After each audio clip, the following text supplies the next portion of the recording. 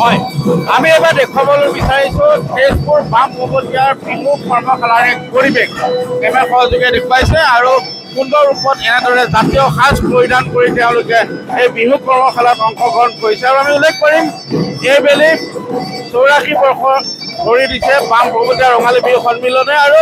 এই ৰঙালী বিহু সন্মিলনৰ লগত সংগতি ৰাখি তেওঁলোকে বিহু কৰ্মশালা আৰু ঢোল বাদনৰ এক তেওঁলোকে প্ৰশিক্ষণ অব্যাহত ৰাখিছে আৰু তাৰ পৰা আমি পৰিৱেশ দেখুৱাইছোঁ এয়া হৈছে তেজপুৰৰ বাম পৰ্বতীয়া আৰু এনেদৰে দেখা পোৱা গৈছে বাম পৰ্বতীয়াত অনুষ্ঠিত এই বিহু কৰ্মশালাৰ পৰিৱেশ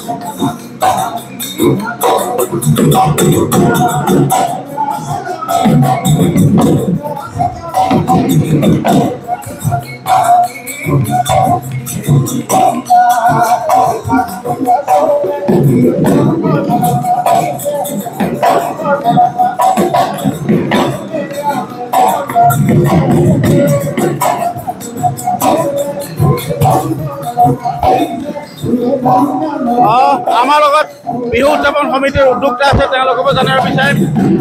এইবাৰ যিহেতু 84 বছৰ ভৰি দিছে কি ক'ব বিহু কৰ্মশালা অনুষ্ঠিত কৰিছে আমি এই বিহু কৰ্মশালাখনি আমি যোৱা বছৰৰ পৰা আৰম্ভ কৰিছোঁ 83তম বাম পৰ্বতীয়া ৰঙালী বিহু সন্মিলন আমি এইবাৰো আৰম্ভ কৰিছোঁ 84তম বাম পৰ্বতীয়া ৰঙালী বিহু সন্মিলন আমি সমূহ যুৱক যুৱতীক আমাৰ বিহুৰ বিষয়ে কিবা এটা আমি জ্ঞান দিবৰ কাৰণে তেওঁলোকে যাতে আমাৰ গাঁৱৰ পৰা এগৰাকী ভাল ঢুলীয়া বা এগৰাকী ভাল নাচনী হৈ পেলাই ৰাইজৰ মাজত যাতে তেওঁলোকে নিজকে প্ৰতিষ্ঠা কৰিব পাৰে সেইবাবে আমি কৰ্মশালা প্ৰত্যেক বছৰে কৰি যোৱাৰ এটা সিদ্ধান্ত গ্ৰহণ কৰিছোঁ নিশ্চিতভাৱে আমি পৰিৱেশটো দেখুৱাইছোঁ